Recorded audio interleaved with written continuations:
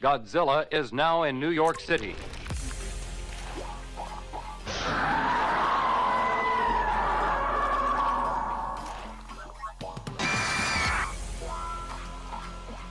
Monster 01 and 02, commence the attack.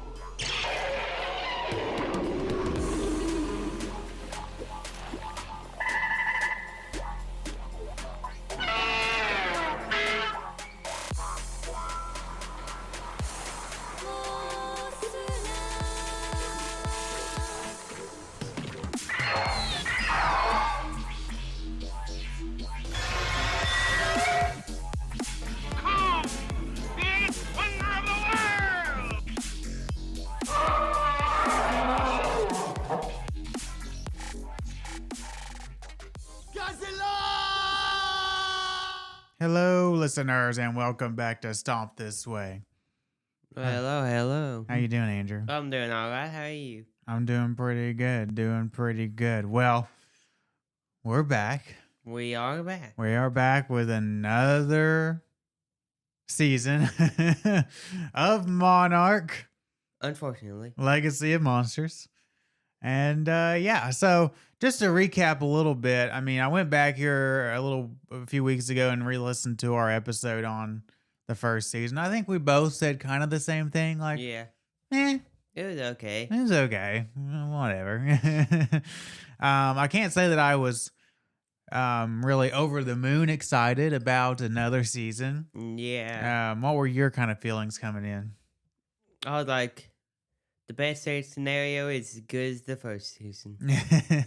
That's the best case scenario. Yeah. I think I actually said in one of our podcasts that, you know, we talked about the trailer for it and everything. And, you know, I thought the trailer looked okay. And I thought maybe if they looked like they had a new Titan, this Titan X, which I wasn't overly excited about Titan X as a Titan itself, but maybe if they focused on this Titan and every episode was kind of an adventure about chasing this Titan around or whatever, I thought it maybe could be a little bit of an improvement. And you know that wasn't gonna happen. Yeah, I mean that was the optimistic me, but but yeah, I mean I'm just gonna say from the outset, because I do follow a lot of the fan pages and stuff, and I know that there are a lot of MonsterVerse fans out there and people that like this show. I don't think we're going to be too kind to this show, so if you get really defensive about it, you probably just want to skip this episode, which is fine with me. I don't harbor any grudges against people who enjoy this show or the MonsterVerse, but this is probably not the episode for you. So anyway, you want to get into the meat of this thing? Oh, yeah. Well, there's a little bit of production trivia. I want to rewind a little bit and go back to the first season. The first season, after it concluded, was nominated for several awards, including 3 Saturn Awards. It got Best Actor nominations for both Kurt and Wyatt Russell, Best Supporting Actress nomination for Anna Sawai, and a win for Best Adventure TV Series. So, go first season, I guess. And this season was filmed from July 31st of 2024 to February 20th of 2025, and it premiered February 27th of 2026 on Apple TV, of course. Yeah. So, yeah. But you want to listen to a trailer? Yeah, go for it. We're going to listen to the trailer. We'll come back. We'll talk about the cast and the crew and the plot synopsis on TV shows, because just take way too long to do a plot summary for this thing. Mm-hmm. And then we'll dig into Monarch, Legacy of Monsters. So we'll see you in a bit. Do you hear that? This is not Kong. And it's not Godzilla. This is something bigger.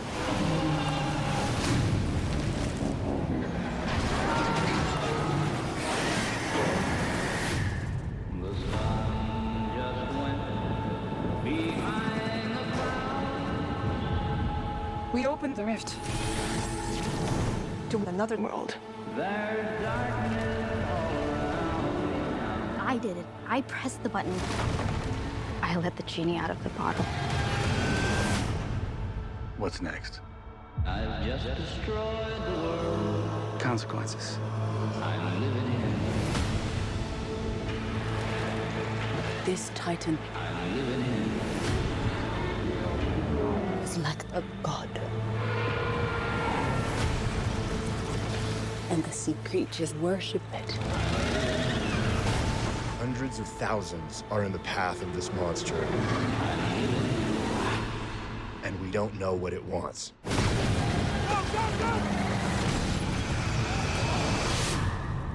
I'm gonna find a way to set things right. I promise. To destroy a monster takes another monster. We need Kong and Godzilla. What if they make the situation worse? You're trying to play God. No man should play God. I've lost people I loved. Don't make the same mistake I did. In the end, only one thing matters.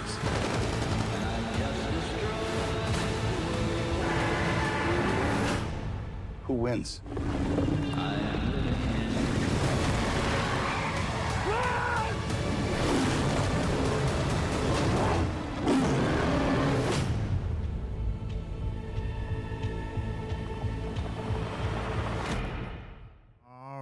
All right. There it was. Monarch Season 2 trailer. Yeah, I mean, I'll just say up front. So the trailer really plays up Titan X as like this world-ending threat or something. Yeah. But definitely not the case, really, No. when we get into the show. It really But, is the human characters that are the well, humans are the real bad guys. And Titan X, really, I mean, it does have, we'll get into it. It does have a brief skirmish with Godzilla at one point and then later with Kong, but never really feels like a threat to either of them. It's really just trying to get home. Yeah, but we'll get to that. But first, let's do cast and crew. The showrunner is Chris Black. Probably not the Chris Black you're thinking of, but developed by Chris Black and Matt Fraction, music by Leopold Ross, and starring Anna Sawai, Kiersey Clemens, Ren Watabe, Mari Yamamoto, Anders Holm, Joe Tippett, Wyatt Russell, and Kurt Russell. And also Amber Midthunder makes an appearance at some point as a major new character. And the plot synopsis is more or less as follows. While rescuing Lee Shaw from the Hollow Earth following the events of the first season, Kate and her Monarch allies inadvertently unleash Titan X upon the world. As Monarch and Apex forge an uneasy alliance to contain this devastating new threat, buried secrets, rival shadow organizations, and dangerous conspiracies emerge, placing the Randa family, their friends, and the balance of global power in jeopardy. Ooh, more or less. Is that kind of what happens? Yeah. I guess. Kind of. Oh, well. They kind of put themselves in jeopardy most of the time. Yeah. Well, yeah. Let's just start from the beginning, okay? So, like, last season we left off, and they had gone to the Hollow Earth to rescue Kate and what's her face? What's the mom's name? May? No. Dr. Randa. Hold on a second. I already forgot all their names. Oh, man, I love this stuff. Keiko. Kate and Keiko. And was anybody else down there with them? I can't remember who was all down there. Kate. In the first season? Yeah, who got trapped down there that they had to go rescue? Kurt Russell, remember? No. Kurt. I mean, he was down there with him. Yeah. He's the one that got trapped down there in the end of the first season. Anyway, so they went down there to go rescue everybody, and on their way back out, Kurt Russell, for whatever reasons, had to get out of the little submarine thing. They didn't go down there to save Kate. They just happened to run across Kate down there. No, they went to go save Kate, and they found Keiko. Keiko. They went to get Kate. Yeah. But anyway, You know what I mean. Yeah. Anyway, but Kurt Russell, for whatever various reasons I don't remember, had to get outside of the little submarine thing. Remember, because they was hung or something. Something, and he got thrown off of it when it got sucked up into the vortex, or He didn't get thrown off. He let go. He let go, and Yeah, and I thought they had done that, so they could do it, either way. Like if Kurt Russell, I don't know what kind of contract he had signed. I don't know if he Yeah. was contractually obligated to come back for the second season, no matter what. But I felt like they could do it, like if Kurt Russell didn't want to come back, or he is getting older. If he was physically unable to come back for a second season, they could have said, "Oh, he died." But they also left it to where, like, if he did sign on for the second season, that they could bring him You back. knew he wasn't gonna die. And of course, like, they don't even hardly play with the idea that they don't play with the idea that he's dead. Like the opening sequence, I think, is him falling, and then even though it looks like a really long fall, he falls to the ground and survives. It's like whatever. And yeah, I mean, I'm not gonna go plot point by plot point through all 10 episodes because obviously I don't remember it all, and also that would take a 3, 4, or 5 hour podcast. But basically, the first episode is like they go to the Skull Island. Kong, we saw in that end stinger of the last season, Kong shows up, destroys their little base. They escape onto the Monarch ship, and then Kate and May and Kentaro decide they're gonna, and Hiroshi, their dad, decides they're gonna go back onto the island to reopen the rift and save Kurt Russell. Yeah. Lee Shaw. And okay, an early problem I have with this show that's gonna be a reoccurring problem is, do you remember when it was like hard to get to Skull Island? Yeah. Like, there was a perpetual storm around it. You had to wait till the perfect storm low pressure came through to even think about going through it. And honestly, like I thought, like, in Godzilla versus Kong, there was a perpetual storm at that point, right? That had destroyed the native habitat and or native village or whatever, and you couldn't really live on the island. They had constructed that biodome or whatever for Kong. But I guess even though this is only like 2 or 3 years before, the storm hasn't come perpetually overtaken the island yet, but whatever, not gonna get into that. But anyway, yeah, it really bothers me because like they just come and go from Skull Island in this show pretty much no problem. Like, to steal a line from the guy that does the screen rants, it's or the pitch meetings, it's super easy. No, he said super easy, barely an inconvenience. That's how I feel about like the comings and goings from Skull Island in this show. Yeah. But anyway, but they're gonna go and they're gonna set it all up, and then Monarch's, the Monarch crew's gonna run onto the island like, don't do it. But Kate's like, I'm doing it anyway, and she hits the button, and Kurt Russell is saved. But the side effect is that it wakes up Titan X, who's not as big a part of the show as I thought she was gonna be, but is a driving MacGuffin of the show. Titan X wakes up and comes out. Do you remember that? Like, what was she? The vice director or lieutenant director or whatever her title was of Monarch that was in that first season? Well, she's gonna be killed. Like, it reminded me a lot of, remember when Sally Hawkins was just like so unceremoniously killed off in King of the Monsters? Like, if you blinked, you missed the scene and you might have not even realized it was her. It kind of reminded me of that scene where this chick, like, blink and you miss it, gets like wiped out by a tentacle from Titan X. And you're like, was that one chick? But anyway. Well, there goes her.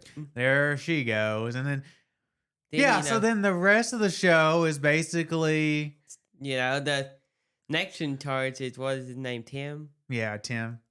We'll get a lot more Tim and him trying to be a leader and being, like a bumbling idiot about it. And that's some of the show. But yeah, the rest of the show is basically like Monarch and the Randas kind of following this Titan around. And then, Apex is there. Apex getting involved, and and it starts right here. It starts. Listen, I hate all the characters in this show. Like in that first season, I think I tolerated the Lee Shaws, both Yeah. Kurt and Wyatt. I thought like the flashbacks in the first season like were the better half of the Or the more tolerable part. more tolerable part of the show. I thought I liked that trio better. Yeah. And I thought they functioned. I mean, I didn't love it in that first season, but I thought it was the better half. It wasn't really half, but better part of that show. And I thought the actors were better, had more chemistry than the quote unquote modern day, even though they're still technically in the past from where we are current day, but the quote unquote modern crew. And I'm gonna say in this season, I hate all of them. Like literally, I mean, hate may be a strong word. I hate a lot of them. Whereas I found Kurt and Wyatt to be net positives in that first season, here I find them net neutral to slightly net negative. Yeah. Like even Kurt, they've like stripped him of a lot of his charisma. Like, you know, when you hire Kurt Russell, he's gonna bring like that gravitas and that charisma that he has in shows like The Thing or, you know, Escape from New York or whatever. Big Trouble in Little China, whatever it is. Here, I just feel like he's really just going through the motions. He's like, you want me to read what dialogue? Okay, I guess. What's happening? Is it this green screen stuff? Okay, sure. And I feel like that's how he's kind of going through this season. And he's having to try to have chemistry with this much younger actress, and it just Keiko, it just falls so flat all the time. Like I kept thinking, are they gonna make her kiss this old man? And luckily, I don't think they ever do. No, but yeah, I mean, at least it would be Kurt Russell. I mean, yeah, at least you could say you kissed Kurt Russell. I guess it could be worse. But, it could be worse. It could be just some random old guy. Kurt looks pretty good for his age. I mean, there is one shot. I mean, a lot of it. There is one shot where he has like a t-shirt on in a bar, and it's like he's got a little bit of a beer gut. But yeah. Anyway, yeah. So yeah, and it starts right here, and that my number one problematic character is Kate. This bitch. Okay. I may do some cussing on this episode to warn you. This bitch. I hated her in the first season, and she is dialed up to 11 in this season. Like Anna Sawai, I think she's a good actor. Like I really like her in that Shogun TV show. Like came out around the time of the first season of Monarch, and I think she got nominated for some Emmys for that. That was a really good show. She was really good in it. Now, I think the show around her helped her a lot because I guess she was really doing a lot of the same stuff of being like this downtrodden, you know, woe is me kind of character, but it just worked a lot better in that show. I hate her in this show. And it starts here early on. She already does, you know, in that first season, she done plenty of the complaining, bitching, woe is me stuff. Here, she's got this new of like, you know, she's the one. She acknowledges that she was the one that hit the button that let Titan X out. Oh, wait, that's a whole But then thing. she gets mad at the other characters for pointing it out. Yeah. It's like this whole thing, and it goes on forever. And she has another internal crisis. And at one point in the show, like, she has this thing where, like, she can hear Titan X, the song of Titan X through the water, the vibrations of the water or whatever. For whatever reason, she's the only one that can hear it. She's the only one that can communicate with Titan X, whatever. But at one point, so she's going through the crisis of being the one that unleashed Titan X. And then in one episode, she goes up and she goes up to Titan X as it's like coming ashore or whatever at this little village. And her dad runs out to go and like pull her back because, you know, he's like, what the hell are you doing? Yeah. And of course, whatever, some sequence of events happens and Titan X gets agitated and her dad ends up getting killed. And then we have to do the whole, oh my God, my dad's dead. Is it my fault? Which, yes, she is directly responsible. For a lot of things. I mean, she's probably indirectly responsible for like hundreds, if not thousands, of dead people. But she's like directly responsible, like could be charged with manslaughter for the death of like at least 2 characters in this series. The director that gets killed when Titan X comes up, and then especially her dad, who is trying to save her from doing stupid shit and gets killed because of it. And then she gets mad at Kentaro for like blaming her, even though it is, of course, her fault. Yeah. It's like, okay, whatever. I wish that Kate would just die. One of these kaiju need to step on Kate and rid us of this burden. But it just never happens, unfortunately. And Didn't she gets mad because she doesn't gets mad at everybody for not helping her, but then she distances herself from everybody also. Yeah, she gets mad. I mean, like, yeah, she gets mad at them for doing stuff, then she gets mad at them for not doing stuff, and then she gets mad at them for doing the stuff she was mad at them for not doing. And yeah, it's just so bipolar, and I'm just like, someone kill this bitch, please. I mean, holy hell. Yeah, Kate is my biggest issue with this show. But yeah, honestly, I don't really care for any of the characters. Kentaro is so wishy-washy. He's he's mad at Kate, but he's always saying he's not mad at Kate. And then at some point in the show, and towards the second half of the show, Amber Midthunder rolls in, and she's the daughter of the talk about a shadow organization. She's the estranged daughter of the Apex CEO, right? Yeah. Who I guess was that guy in Godzilla vs. Kong that got killed by Mechagodzilla or whatever. But she started her own little group with her trust fund. And I don't really understand anything that Amber Midthunder's doing. No. Like, I kept thinking they were going to tie her group to the eco-terrorist from King of the Monsters, but they never really do. I really felt like that was where it was leading. Maybe they just couldn't get Charles Dance on set for a day, so they just bailed out of it or something. But she's got this little group. There's this whole bit about Titan. I'm going to jump around a lot, so I apologize. Mm-hmm. But there's this whole thing about Titan X, and it has this migratory route, right? That it does, and then it goes back every 50 years or whatever. And Apex screws up its route because it tries to control it or inject it with this device and control it, and it backfires or whatever. But then at one point, Titan X goes to Australia and lays an egg and has its little scuffle with Godzilla, right? Yeah. And then runs off. But then this group comes in and steals the egg. Yeah. And runs off with it and takes it to Skull Island.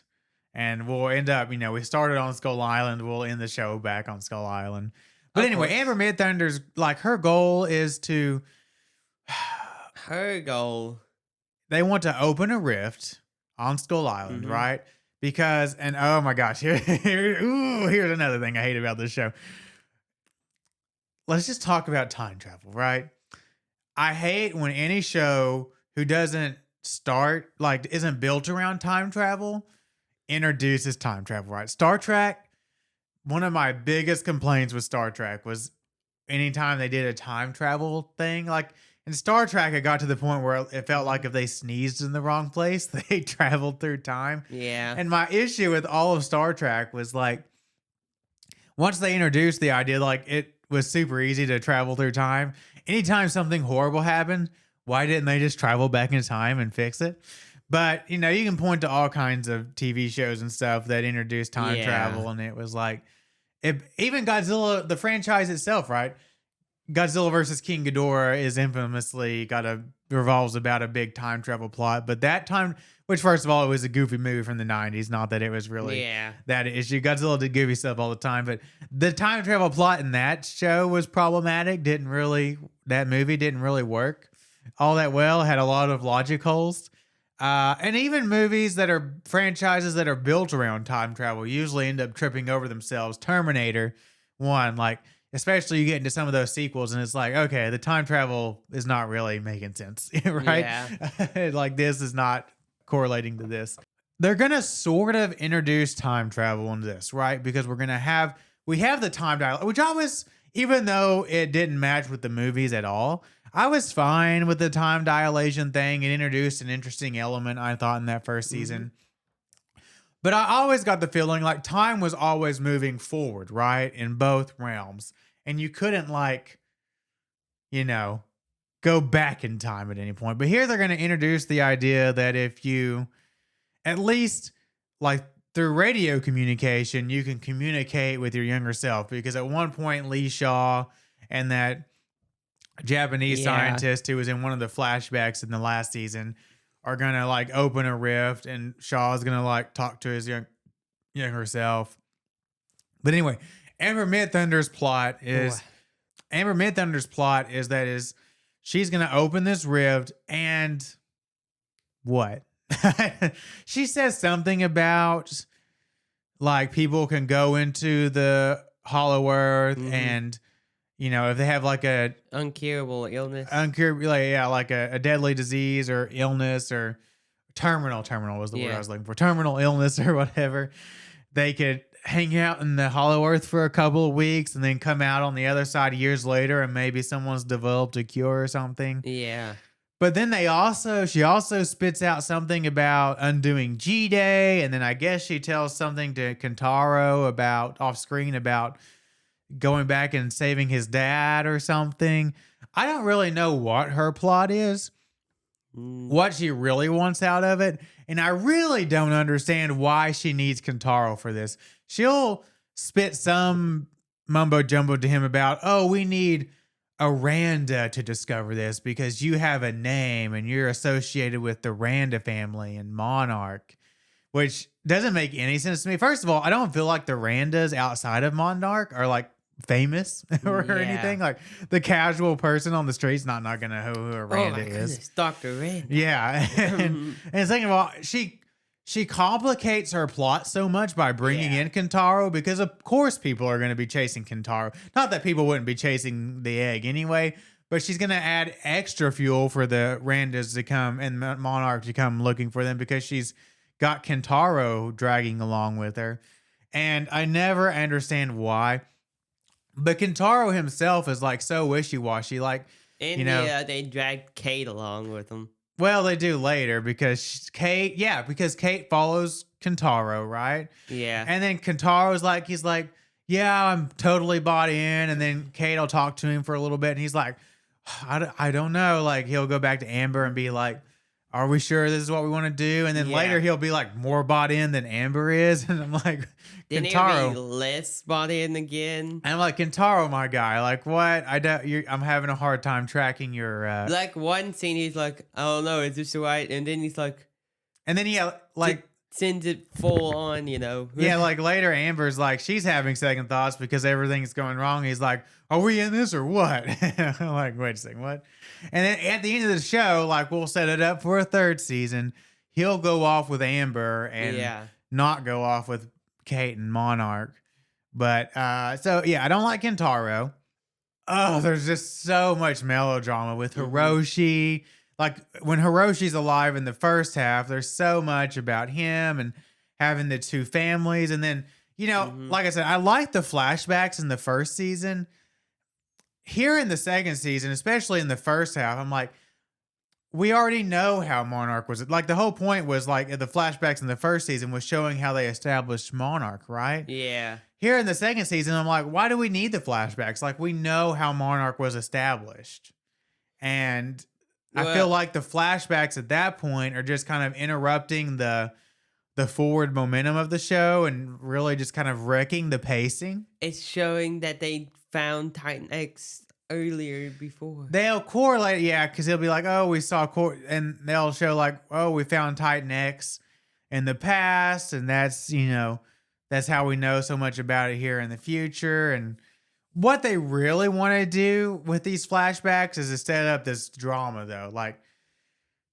We got to explain why Hiroshi felt the need to have two families, right? Yeah. And we'll do these flashbacks. And I guess here's another big issue I have. I think it's supposed to be like a big shock when Wyatt Russell's version of Lee Shaw and Keiko have sex in this cabin this one night.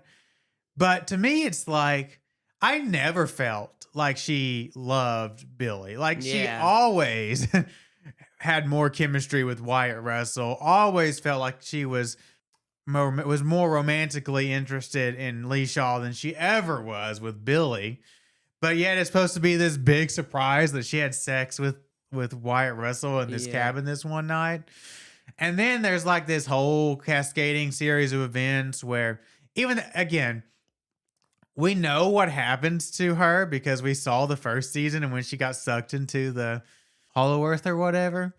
But we have this whole series of events where she wrote this letter to to Lee Shaw that I guess that she never sent to him.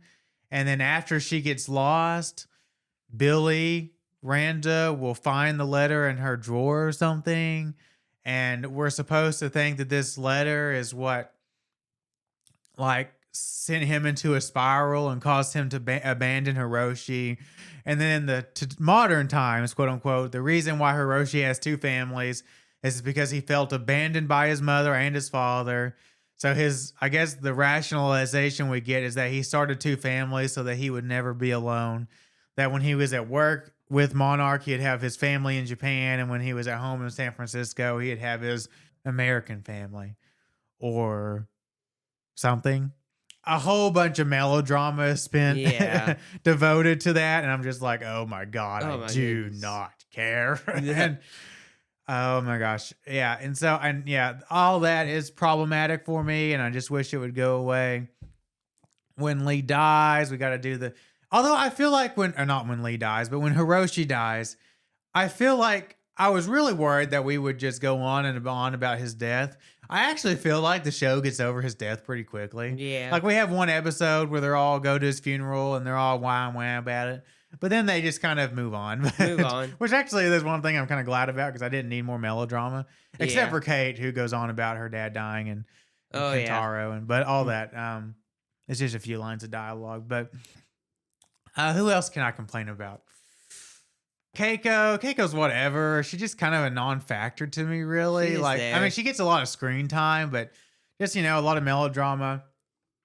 And she's sad when her son dies. And then she gets mad at Lee when she figures out that Lee had talked to his future self and could have saved her, but didn't because he was worried about how that would affect future events or whatever. I know how you get saved in this timeline. I don't know how you would. Yeah, and she's like, well, that wasn't your call. Well, it kind of was, but whatever. Get over yourself. But again, that comes and goes like all in the last episode pretty quickly. But yeah, Keiko's there. May, or whatever her name is. She's got two names. I forget why she has two names. But May, she's still around. I think they struggle to find stuff for her to do. She'll first of all, I hate the character of May. She's got that character syndrome where she's like, I know everything and everyone around me is an idiot. Yeah. And so every time she's on screen, she's either telling people what to do or when people are doing stuff she doesn't approve of, she's just rolling her eyes and telling them how stupid they are. And she just really gets on my nerves. Kind of that Kyle Chandler syndrome in King of the Monsters where he shows up and he automatically knows how to do everyone's job for them. Yeah. Kind of stuff. And at one point, she'll go back to work for Apex, even though she, committed corporate espionage last time. And it was, a big deal and, ruined their plans and all that. But they'll immediately, give her access to, all these important functions again. And I'm like... Because they go back so she can, get something. She's got this weird relationship with department director or whatever of this Apex woman. I think this woman's crushing on her or something because there's literally no explanation for why she keeps bringing May back into the fold and May just keeps burning her. And it's just I don't understand any of that at all. And then also a completely dropped subplot. At the end of that first season, I thought, which we don't need more relationship drama. But at the end of that first season, I thought they were setting up some kind of love triangle between May and Kate and Kentaro, right? And they'll literally like have Never one been- sentence about it when Kentaro and May go to a bar and Kentaro tries to kiss her and she pulls back and is like, oh, I don't want that. And he's like, oh, I'm the wrong Randa, I guess. That's literally the only line in the movie devoted to that. Yeah. Like they literally completely dropped that subplot. Her and Kate never have a romantic moment. Her and Kentaro, aside from that, never really have any chemistry. No. And it's just like, that's kind of a weird. So by taking that part out of it, they really struggle to find a way for her to fit into the show, I feel like. And so and they just kind of write her out of a couple episodes because they're like, we don't know what to do with you. But Yeah. who else can I complain about? Who else is there in the show? Kurt and Wyatt, like I said, they're just kind of whatever. They're There's just kind Tim.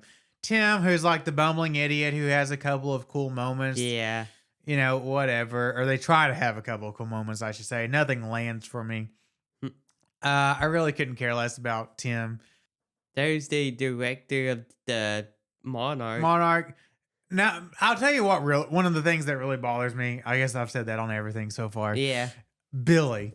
They completely rewrite the character of Billy in this show.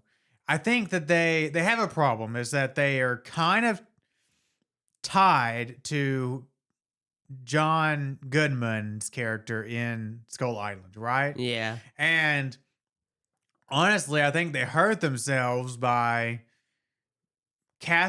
bringing John Goodman back for a cameo at the beginning of the first season and having him, lose his bag in the water or whatever, because they're reaffirming that, this is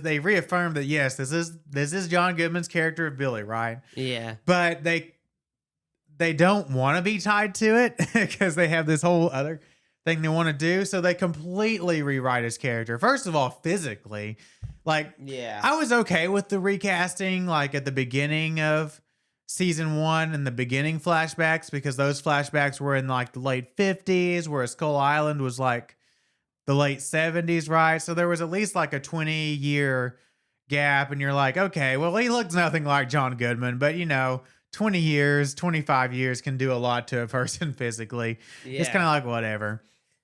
By the end of the flashbacks in this season, I think we're like 2 years out from Skull Island from some of these flashbacks. And some of the later ones, they do, I think, put a little bit of padding on his stomach, and Yeah, they make they're him grow a beard. They put padding and he had the beard. But it still looks nothing like John Goodman. Doesn't look near as old as John Goodman did in Skull Island. And also, they completely rewrite his character. In Skull Island, it was clear that he was just kind of a crackpot character. Yeah. And what was his purpose for going to Skull Island in Skull Island, the movie? It was, he clearly says, to prove monsters exist.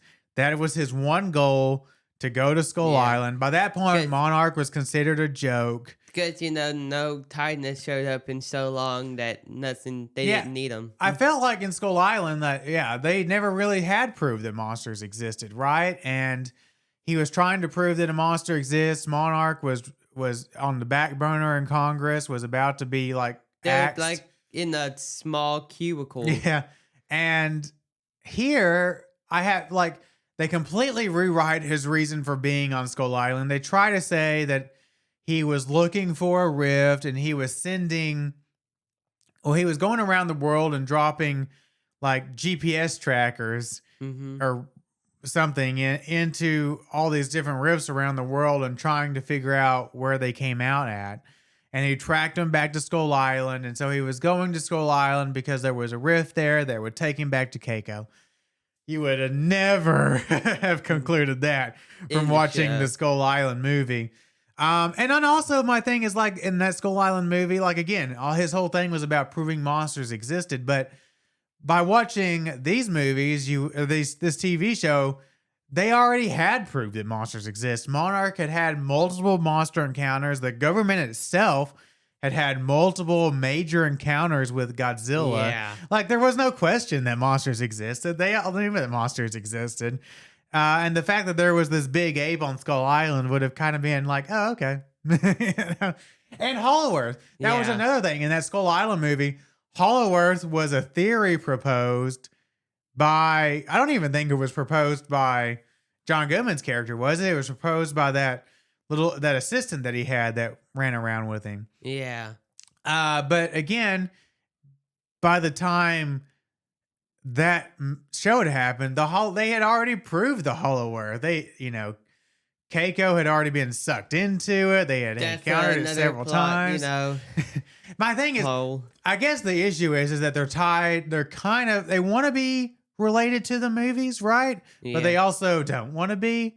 So they contradict the movies in so many ways. Mm-hmm. But yeah, they want to stay tied loosely to the movies, and it's not working. No. Another major contradiction, if you just want to skip to the end real quick, the big Instinger, even though it's not really an Instinger because it's not going to lead to anything because we know what happens. Yeah. But the big Instinger is like, ooh, you like Toho Kaiju, don't you?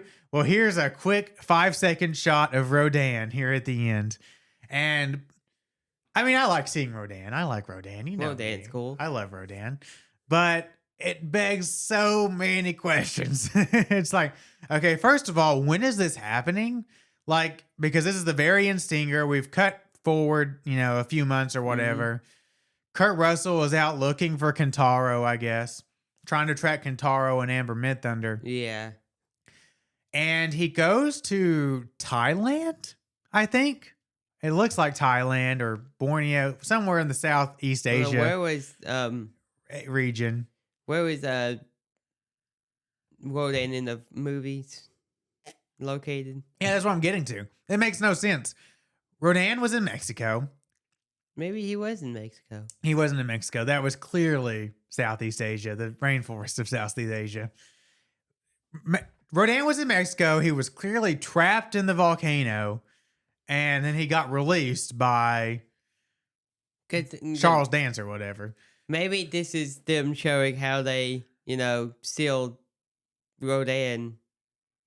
No, that's what I'm asking. Like, first of all, I don't know if this is supposed to be taking place after, like, concurrently with KOTM. Like, have they already released Rodan, or is this still supposed to be before King of the Monsters? Because if it's before, then it's all kinds of wrong because they're in the wrong part of the world. Rodan's roaming free, and it makes no sense. And even if it's after King of the Monsters, still doesn't make a lot of sense. Didn't they kill Rodan? Because Rodan, yeah, I mean, it could be concurrent with King of the Monsters, but I never got the feeling that Rodan went to Southeast Asia. And yeah, the end of King of the Monsters, he didn't die. He got stabbed by Mothra and then amazingly lived through it or whatever. Yeah. But it doesn't make... I thought, when I saw those rainforests, I thought they were going to come up on Mothra's cocoon.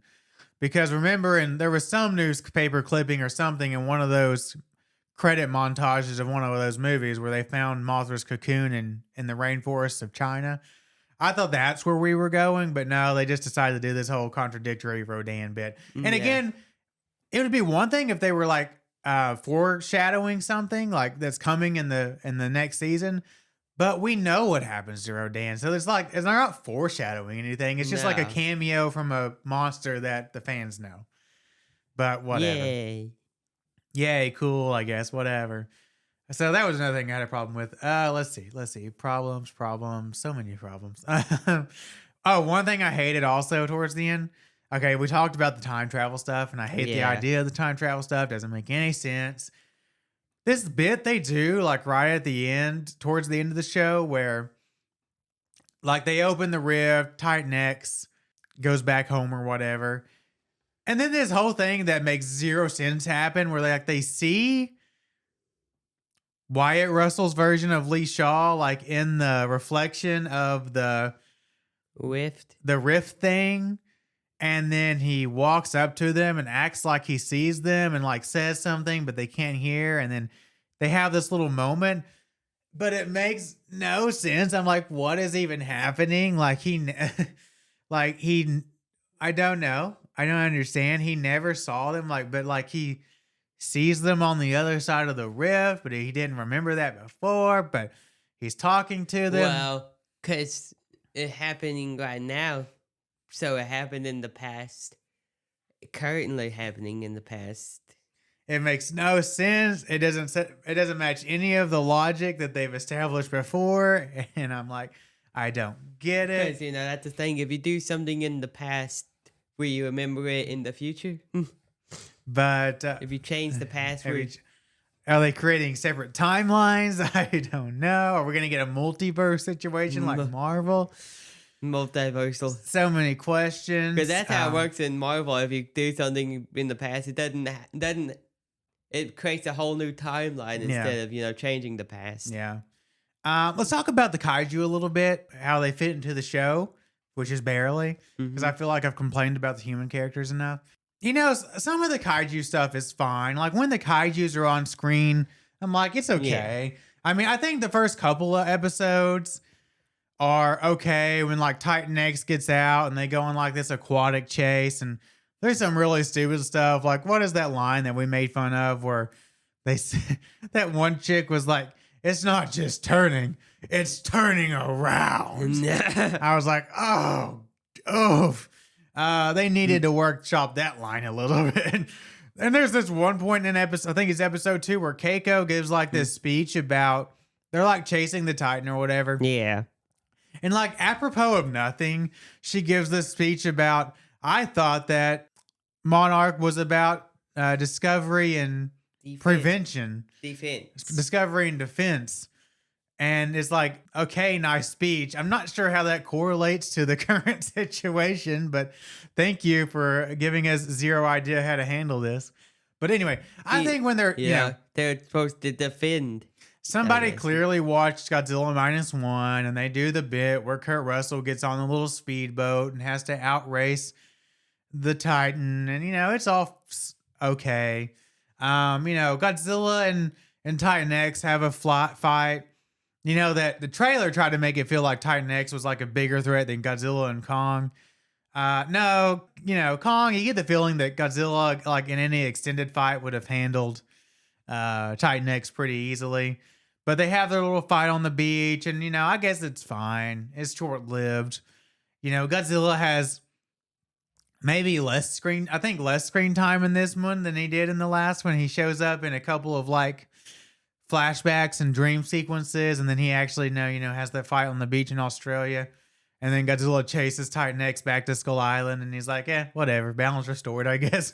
Yeah. And then Kong is a little more present. He's in the first couple episodes he has some screen time, where he destroys the Monarch base, and then he comes and when they open the rift and chases Titan X to the water or whatever. He's just a really angry monkey. And then in the the last couple episodes, when they go back to Skull Island, he shows up and he has a fight with Titan X. Probably the longest Titan on Titan fight in the show, where he fights Titan X as she's trying to get to her egg or whatever.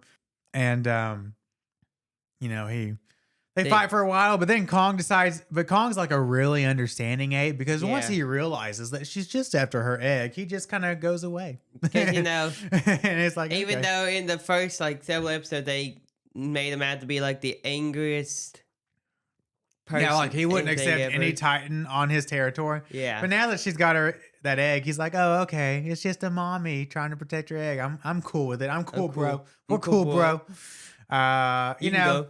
But anytime Godzilla or Kong is on screen, I'm like, I'm having a little bit of fun, I guess. It was like, whatever. But again, same problem that I had last season, where in the middle of the show, we got really sparse on the monsters, right? Same. And I realize they're on a TV budget, so I shouldn't have expected anything more. But again, the middle episodes are really light on kaiju. We have this almost Jurassic Park bit when they break into Apex and they release some of these like Velociraptor looking monsters for a little bit. We have some stuff on Skull Island where there's these little monsters that pop up, but really light on the monster action in the middle episodes as they're loading for Titan X. Titan X might show up and kill Hiroshi for a couple minutes and then go away again. Yeah. All this kind of stuff, but it's just like so much melodrama in the middle, and I'm just like, get me out of here. But I don't think I could binge this. I think I could only digest it once a week, honestly. You don't think you could binge this whole series? Honestly, like if we weren't watching this for the podcast, And I love Godzilla. I consume all Godzilla content. I mean, I Yeah. haven't read all the IDW comics and all that, but I mean, who can blame me? But as far as visual media goes, like I consume all the Godzilla content. I've seeked out the most obscure, crazy Zone Fighter cameo bullshit appearances, right? I would have given up after like episode 3 or 4. I would have turned it off. I'd have been like, I'm not watching this anymore. And that's the big budget Hollywood semi Godzilla product. I would have given up. I'd been like, I can't do it anymore. But But yeah, it's Godzilla in like one episode. yeah, he has like, I mean, like I said, he has a couple of flashbacks in that one dream sequence. But yeah, total 5 minutes of screen time, and 10. 40 to 50 minute episodes. Yeah. He has, 400, 500 minutes of content. He has maybe 5 minutes of screen time. So, 1%. Yeah. But, it is what it is. Set But, in the same universe. yeah.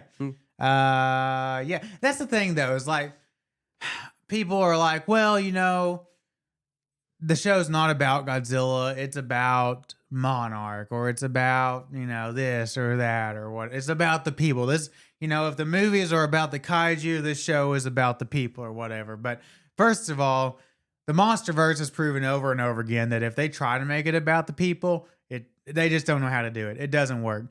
If they had good human drama, Yeah. like, I talked about Shogun earlier, like, good human drama, it would be something else. But It'd be something good. the characters are not good. And there's monster movies that have that. Like -1, if you take out Godzilla, I think that still functions as And a a historical drama, right? The original Godzilla movie, maybe not quite as well, but it's, there's only like 9 minutes of Godzilla screen time in that original movie. That would still function as a serviceable 50s era Japanese drama, right? Yeah. No, this is not. This is not bad. It's just not good at all. But my thing is like, they're paying for the licensing fees to Godzilla, right? And several of the other kaiju. You own the rights, if you're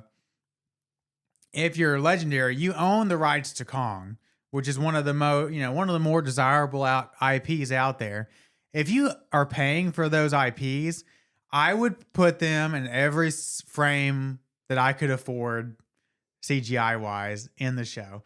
Like, we're not here for these other monsters. I don't care about Titan X. They create other Titans. Yeah, I don't care about, which, I am an advocate for new Titans if they're cool, but I also want plenty of Godzilla, plenty of Kong. Like, I don't care about Titan X. It's some generic Kraken creature. Whatever. Yeah. I want Godzilla. I want Kong. Dinosaur things. They should have.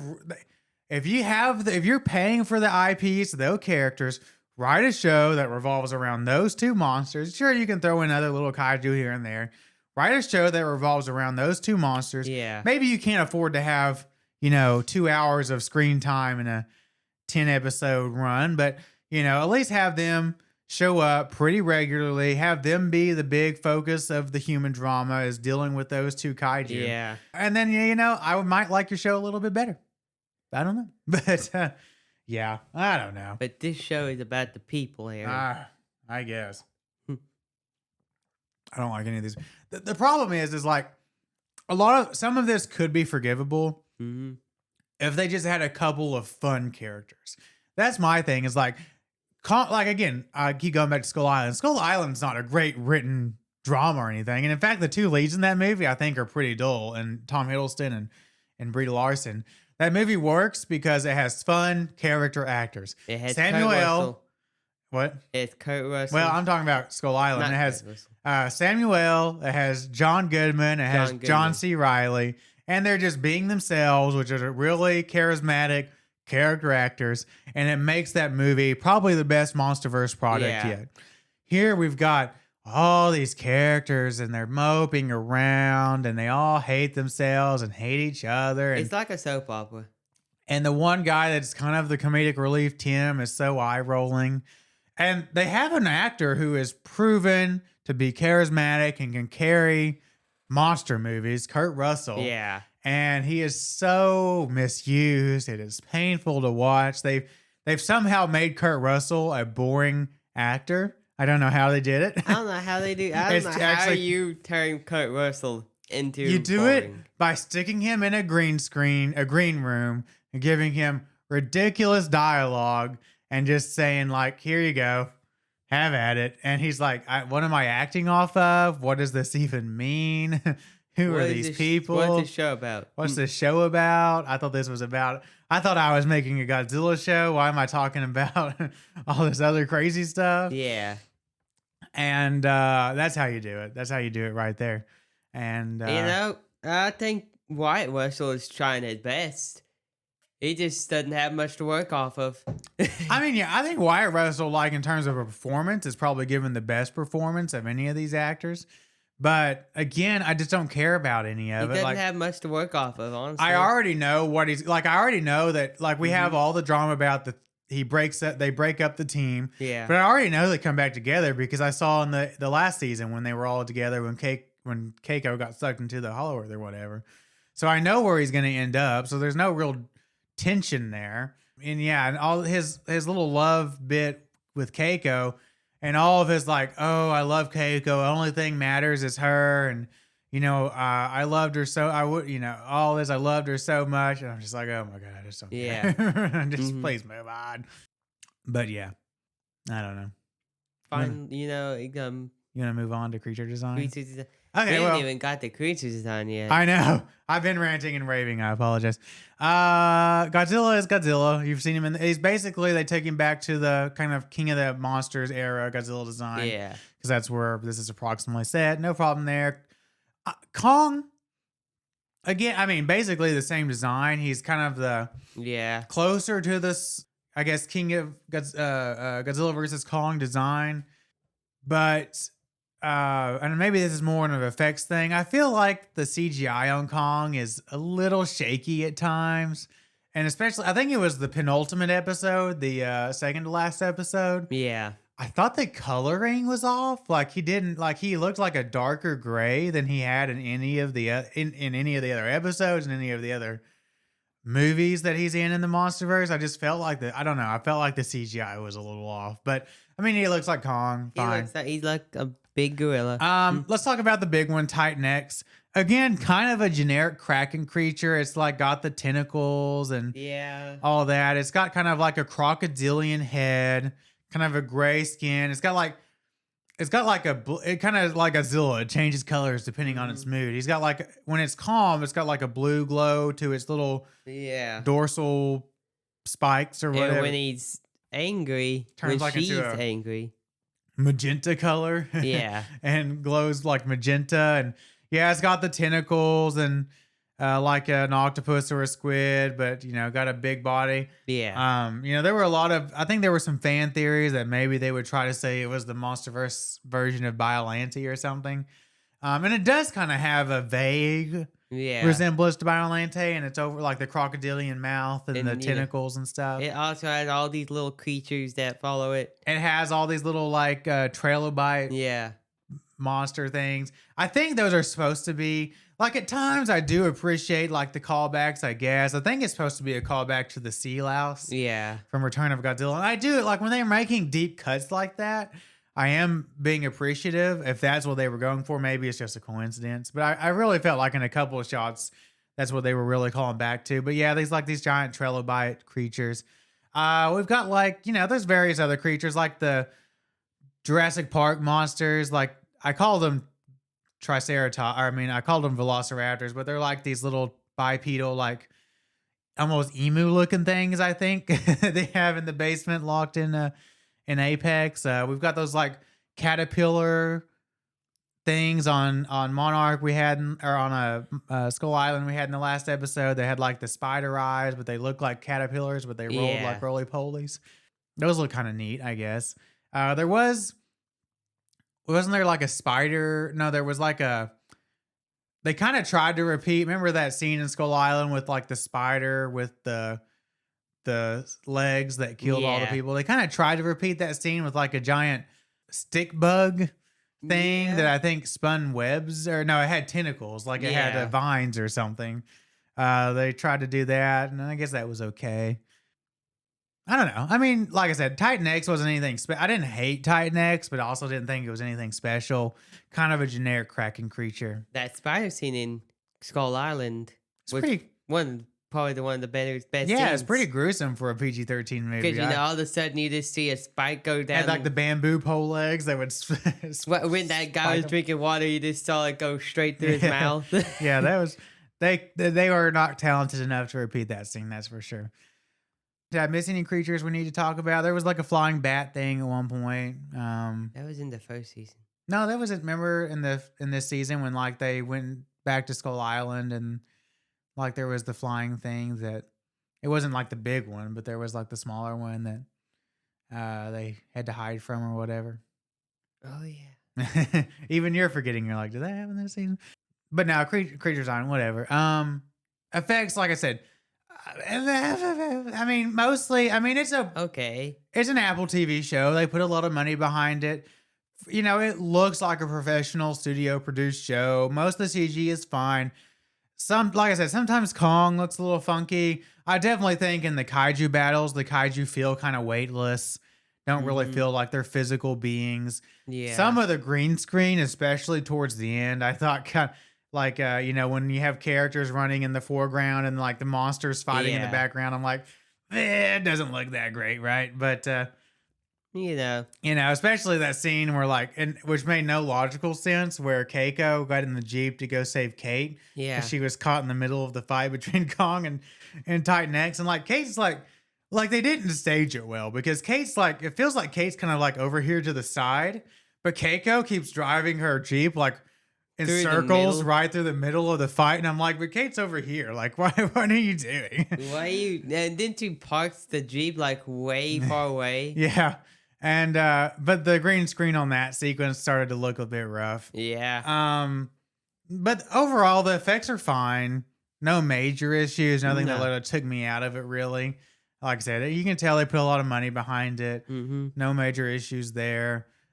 Score, I think Leopold Ross, his especially his opening theme is pretty good, which they basically just repeat for this show. I mean, I don't have any major problems with the score. I think it functions pretty well. I would prefer callbacks to the Ifukube stuff or to the old Kong stuff or something like that. Yeah. I would prefer there to be more, through line with like Kong's theme through the MonsterVerse. Because actually, the one thing I actually do kind of like about Junkie XL's scores, I think his Kong theme is actually pretty decent. Yeah. Wish we had some more reprises of that or something, but it is what it is. Whatever. But anyway, I've rambled on for an hour about this show. You want to do some final thoughts? Please. Go for it. Well, you see, this show is, it's not the greatest thing ever made in the MonsterVerse realm of movies and shows. I guess it's the only real show they've had. Oh, the MonsterVerse? Yeah. I mean, it's the only live action. They did that Skull Island anime thing. That's true. I think that's it, yeah. That's about it. They had a lot of movies. Yeah, they had several movies.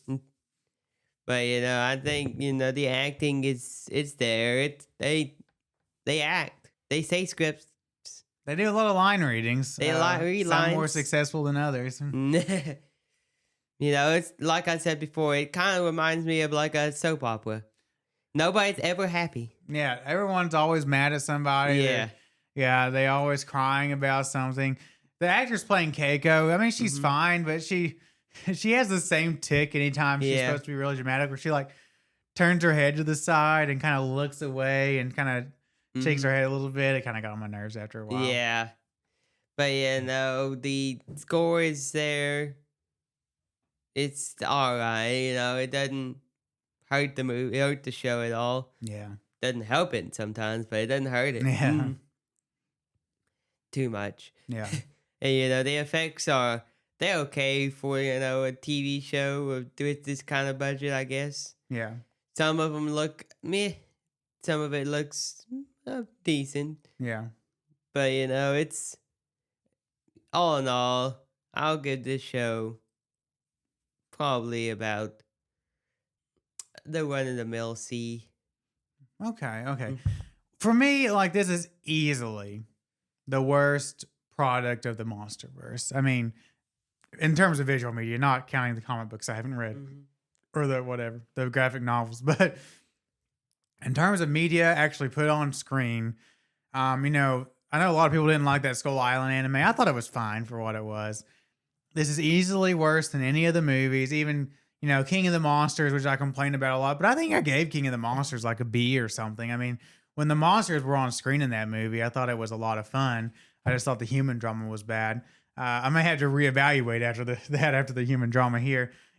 Season 1 of this was, I think I gave in the C range. Like, it was, whatever. Okay. Yeah. To me, this is easily the worst product of the MonsterVerse. I had so little fun with this season. I dreaded every episode. There's so much melodrama. It is the damn melodrama that just absolutely kills me. And this one, when I said that if it wasn't for the podcast, as big as a fan of Godzilla as I am, and also saying, to a certain extent of Kong, I would have turned this off. I think I would have given up after episode 3 or 4 and just said it's not worth it anymore. Not worth my time anymore. I'd have canceled my subscription to Apple TV, because this is literally the only reason I have a subscription to Apple TV, who just raised their prices again, but that's whatever. I just have so little fun with this. All the characters are just insufferable. Even Kurt and Wyatt, who I kind of liked in that first season, I find them just pretty dull here. I think, again, Godzilla, to call this a Godzilla show is disingenuous. Not that they've ever really said that, from the studio, but Godzilla's barely in it. Kong's in it a little bit more, but I just never understand the instinct like, oh, we need to come up with new Titans. You're paying for the IPs of Godzilla and Kong. Use them. I don't care if you have other Titans to fill in, as foes or whatever, but my God, write a show around Godzilla and Kong. And they also really hamstring themselves. Well, you'd think they'd hamstring themselves by not only trying to tie themselves to the movies, but trying to set this show in between movies that have already happened. They want to kind of try to keep those ties to those movies, but they also want to try to do their own thing. So what they end up doing is just creating a bunch of contradictions. And it's really annoying. I just don't really find a lot of joy in this show at all. And I'm going to give it, it's going to avoid an F, because I say this about a lot of the studio projects. By production values alone, keep it from being an F for the purposes of this podcast. But, I thought, those first couple episodes were okay-ish when they were chasing around Titan X. When Godzilla was fighting the Titan, when Kong was fighting the Titan, I was having a little bit of fun, I guess. But the melodrama was killing me. I'm going to give it like a D+. It was rough. It was real rough.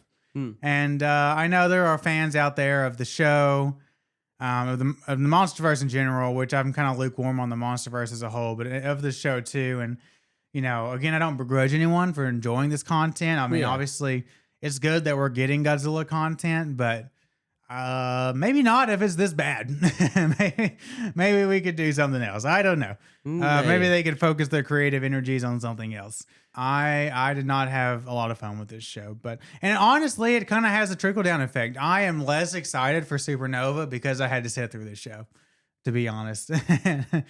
But yeah. And then, as far as how well did the show do, I guess it did okay. Apple doesn't release, like traditional ratings for their TV shows that they have. It was in the Apple top 10, I think, for pretty much the duration of its run this season. So I guess it did pretty well. I guess they haven't officially greenlit anything. I guess they definitely set it up for a third season. I guess we'll get a third season. We'll just have to see. They may wait and see how Supernova does at the box office, but yeah. But anyway, a bit of news. They did release a Godzilla Kong plot synopsis, a new plot synopsis. I mean, they call it a plot synopsis. It doesn't really, I think, say anything, but here, I'll read the new plot synopsis for you. Are you ready? As the 6th installment in the MonsterVerse film series, this movie will delve deeper into the delicate relationship of coexistence and trust between humans and prehistoric behemoths. Meanwhile, the earth-shaking monster storm triggered by the epic clash between Godzilla and Kong, the two guardians of Earth's ecological balance, will once again sweep across the big screen. So basically, it's a nothing burger of a plot synopsis. Doesn't tell you anything. It is telling you it's gonna be a movie with big cat reaction. Yeah. But obviously, they're gonna now that this show is over, I'm sure they'll slowly start ramping up the marketing machine for that. They'll probably won't really market it until after Godzilla Minus Zero comes out in order to avoid, confusion about two Godzilla movies. But yeah, there is that. Other than that, I mean, I don't think I've got anything else. Do you, as far as news goes? No. I see there's all kinds of collaborations between like Godzilla and Call of Duty right now, and There's always stuff like always kind of stuff like that. But anyway, let's talk about our schedule coming up. You know what we got coming up, Andrew? I hear we have a movie that's called Grizzly II. Yes, we're going to be doing a little oddity called Grizzly II, a movie I talked about it last week that was filmed in the 80s but never released, and then rescued here recently and slapped on Netflix. It's got some names in it from back in the day. I know I saw Charlie Sheen and a couple other names on it, I guess, before they were famous. So we'll have to check that out. And then we'll be doing Razorback. Ooh. Razorback. And then we're going to be getting into our shark summer with Jaws, Deep Blue Sea, Jaws 2, Deep Blue Sea 2, Jaws 3, Deep Blue Sea 3, and Jaws 4 before we take a week break to go on our little G-Fest trip. Oh, but, yeah. Anything else, Andrew, you got? That's all I got. That all you got? Well, don't forget that we have another podcast going. It's called Pulse Check, a horror movie podcast where we talk about horror movies. And right now we're doing a month on mummy/ancient ruins movies. So check that out. As far as this podcast goes, you can always contact us at stompthisway1954@gmail.com.